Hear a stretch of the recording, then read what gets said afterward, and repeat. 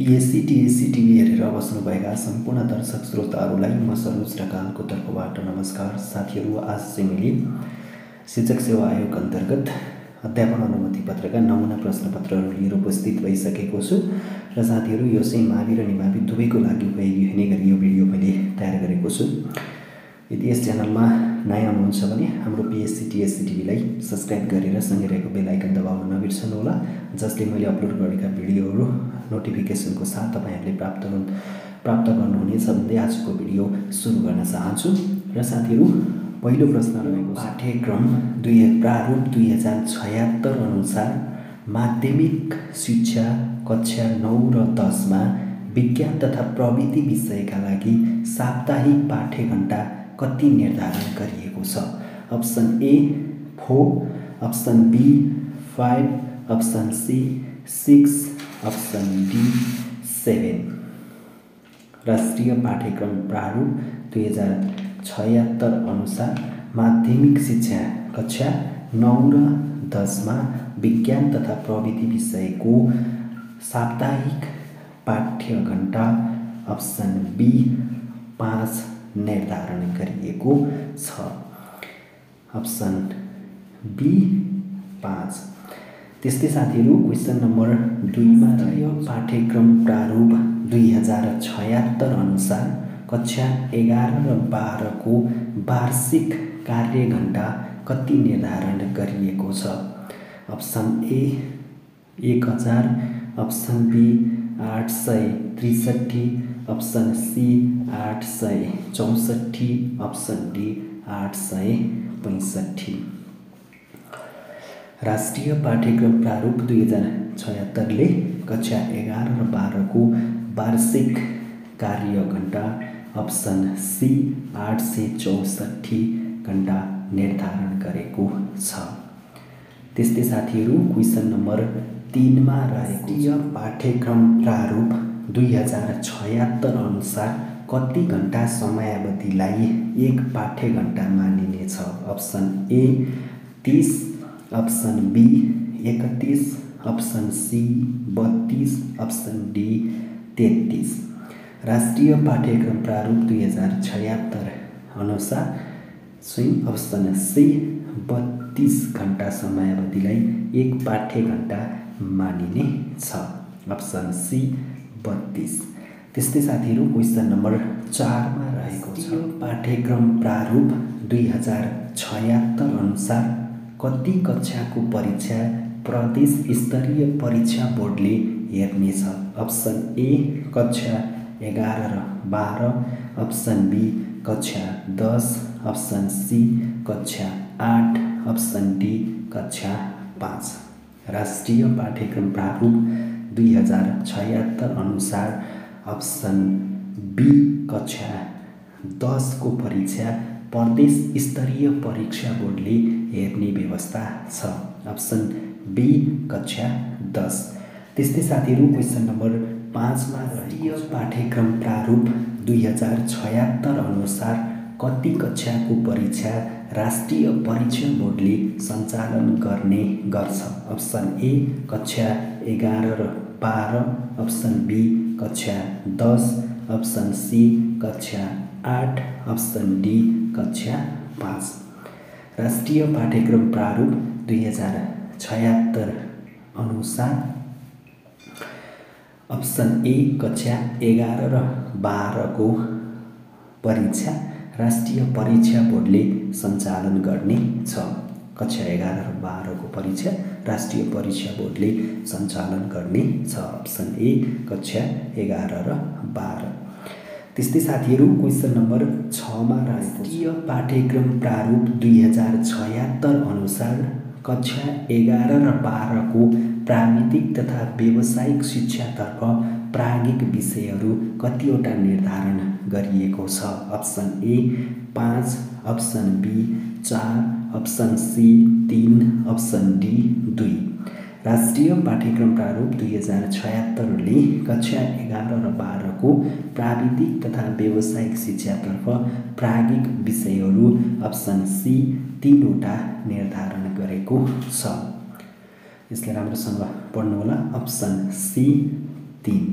त्यस्तै साथीहरू question number 7 मा राष्ट्रिय पाठ्यक्रम प्रारूप 2076 अनुसार आधारभूत तह कक्षा 1 देखि 3 को साप्ताहिक पाठ्य घण्टा कति निर्धारण गरिएको छ? Option A 32, option B 30, option C 28, option D 26। राष्ट्रिय पाठ्यक्रम प्रारूप 2076 अनुसार आधारभूत तह कक्षा 1 देखि 3 को पाठ्यभार अप्सन डी 26 निर्धारण गरिएको छ। र साथीहरू नोटमा हेर्नुहोस् त, वार्षिक पाठ्य घण्टा 832 घण्टा निर्धारण गरिएको छ। त्यस्तै साथीहरू क्वेसन नम्बर 8 मा राष्ट्रिय पाठ्यक्रम प्रारूप 2076 अनुसार कक्षा 4-5 को साप्ताहिक पाठ्य घण्टा कति निर्धारण गरिएको छ? Option A 38, option B 36, option C 34, option D 32। 2076 ले 4 देखि 5 को साप्ताहिक पाठ्य घण्टा अप्सन डी 32 निर्धारण गरेको छ। त्यस्तै साथीहरू क्वेसन नम्बर 9 मा राष्ट्रिय पाठ्यक्रम प्रारूप 2076 अनुसार कति कक्षासम्मको पाठ्यक्रमको ढाँचा तयार गरिएको छ? अप्सन ए कक्षा 12, अप्सन बी कक्षा 10, अप्सन सी कक्षा 5, अप्सन डी कक्षा 8। राष्ट्रिय पाठ्यक्रम प्रारूप 2076 अनुसार अप्सन ए कक्षा 12 सम्मको पाठ्यक्रमको ढाँचा तयार गरिएको छ। अप्सन ए 12। त्यस्तै साथीहरू क्वेसन नम्बर 10 मा राष्ट्रिय पाठ्यक्रम प्रारूप 2076 अनुसार विषय क्षेत्रगत समूह कतिवटा गठन गरिएको थियो? Option A 7, option B 6, option C 5, option D 4। राष्ट्रिय पाठ्यक्रम प्रारूप 2076 अनुसार विषय क्षेत्रगत समूह अप्सन ए 7 वटा गठन गरिएको छ। Option A 7। त्यस्तै साथीहरू क्वेसन नम्बर 11 मा राष्ट्रिय पाठ्यक्रम प्रारूप 2076 अनुसार राष्ट्रिय शिक्षाका उद्देश्यहरू कतिवटा रहेका छन्? Option A 8, option B 10, option C 12, option D 14। राष्ट्रिय पाठ्यक्रम प्रारूप 2076 अनुसार राष्ट्रिय शिक्षाका उद्देश्य अप्सन सी 12 वटा रहेका छन्। Option C 12। त्यस्तै साथीहरू क्वेसन नम्बर 12 मा राष्ट्रिय पाठ्यक्रम प्रारूप 2076 अनुसार प्रारम्भिक बाल विकास र शिक्षाको अवधि कति हुनेछ? अप्सन ए 1 वर्ष, अप्सन बी 2 वर्ष, अप्सन सी 3 वर्ष, अप्सन डी 6 महिना। राष्ट्रिय पाठ्यक्रम प्रारूप 2076 अनुसार प्रारम्भिक बाल विकास र शिक्षाको अवधि अप्सन ए 1 वर्षको हुनेछ। अप्सन ए 1 वर्ष। त्यस्तै साथीहरू क्वेसन नम्बर 13 मा राष्ट्रिय पाठ्यक्रम प्रारूप 2076 अनुसार कति कक्षाको परीक्षा स्थानीय स्तरको परीक्षा समितिबाट हेरिन्छ? अप्सन ए कक्षा 6, अप्सन बी कक्षा 10, अप्सन सी कक्षा 5, अप्सन डी कक्षा 8। राष्ट्रिय पाठ्यक्रम प्रारूप 2076 अनुसार कक्षा 8 को परीक्षा स्थानीय स्तरको परीक्षा समितिबाट हेरिन्छ। Option D 8। त्यस्तै साथीहरू क्वेसन नम्बर 14 मा राष्ट्रिय पाठ्यक्रम प्रारूप 2076 अनुसार विद्यालयका सबै कक्षामा शैक्षिक सत्रमा कम्तीमा कति दिन पठन पाठन सञ्चालन हुनुपर्दछ? Option A 225, option B 200, option C 205, option D 210। राष्ट्रिय पाठ्यक्रम प्रारूप 2076 अनुसार विद्यालयका सबै कक्षामा शैक्षिक सत्रभरि कम्तीमा 205 दिन पठन पाठन सञ्चालन हुनुपर्दछ। Option C 205।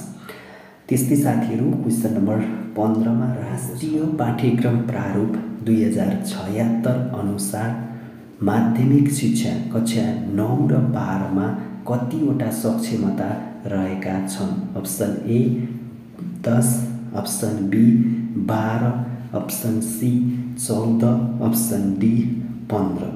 राष्ट्रिय पाठ्यक्रम प्रारूप 2076 अनुसार माध्यमिक शिक्षा कक्षा 9 देखि 12 मा अप्सन डी 15वटा सक्षमताहरू रहेका छन्। Option D 15।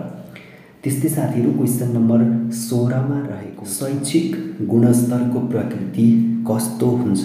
अप्सन ए सघन, अप्सन बी बहुपक्ष, अप्सन सी निरपेक्ष, अप्सन डी सापेक्ष। शैक्षिक गुणस्तरको प्रकृति अप्सन डी सापेक्ष हुन्छ। त्यस्तै साथीहरू क्वेसन नम्बर 17 मा विद्यालय शिक्षामा गुणस्तर वृद्धि गर्न विद्यालय तहमा बनाउने योजना कुन हो? अप्सन ए विद्यालय सुधार योजना, अप्सन बी साप्ताहिक योजना, अप्सन सी दैनिक पाठ्य योजना, अप्सन डी वार्षिक पाठ्य योजना। विद्यालय शिक्षामा गुणस्तर वृद्धि गर्न चाहिँ विद्यालय तहमा बनाउने योजना भनेको अप्सन ए विद्यालय सुधार योजना हो।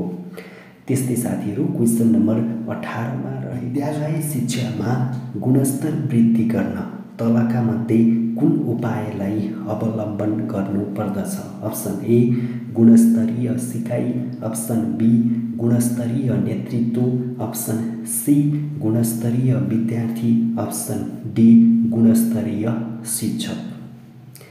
विद्यालय शिक्षामा गुणस्तर वृद्धि गर्न अप्सन ए गुणस्तरीय सिकाइ उपाय अवलम्बन गर्नु पर्दछ। अप्सन ए गुणस्तरीय।